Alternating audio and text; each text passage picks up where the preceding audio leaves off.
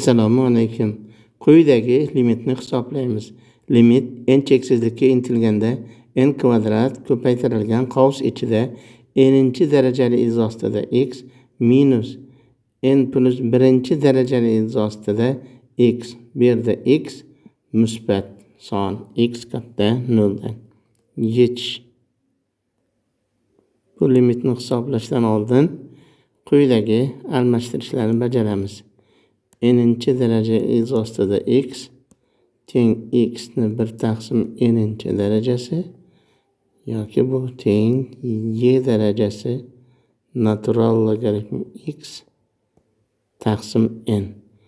Xuddi shunday n plus 1-chi darajali iz ostida x ni yozamiz. X ni 1 bo'lingan n plus 1-chi darajasi va uni y ning daraja ko'rsatkichida natural logaritm x bo'lingan n plus 1 va quyidagi ekvivalentlik formulasidan foydalanamiz. Y darajasi x minus 1 bu ekvivalent x ga. U holda mana shu ekvivalentlik formulani tatbiq etadigan bo'lsak, y darajasida natural logaritm x bo'lingan n minus 1 ekvivalent bo'ladi natural logaritm x bo'lingan n. Y daraja ko'rsatkichida natural logaritm x taqsim n plus 1 minus 1 ekvivalent natural logaritm x bo'lingan n plus 1. Endi berilgan limitni hisoblashga o'tamiz. Limit n cheksizlikka intilganda n kvadrat ko'paytirilgan n-chi darajali iz ostida x minus n plus 1-chi darajali iz ostida x teng limit n cheksizlikka intilganda n kvadrat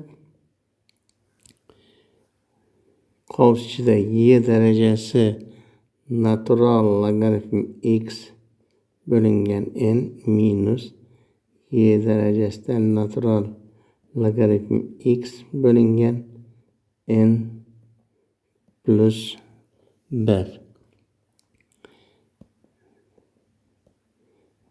Endi cheksiz kichik miqdorlar ekvivalentligidan foydalanish uchun birni qavs ichidagi ifodaga birini qo'shamiz va ayiramiz. Ya'ni y darajasi natural logaritm x bo'lingan n minus 1 va minus y ning daraja ko'rsatkichi natural logaritm x n plus 1 minus 1. Bu teng bo'ladi limit n cheksizlikka intilganda n kvadrat va qavs ichida natural logaritm x bo'lingan n minus natural logaritm x bo'lingan n plus 1. Bu teng limit n cheksizlikka intilganda n kvadrat va natural logaritm x ni qavsdan tashqariga chiqarsak 1 taqsim n minus 1 taqsim n plus 1.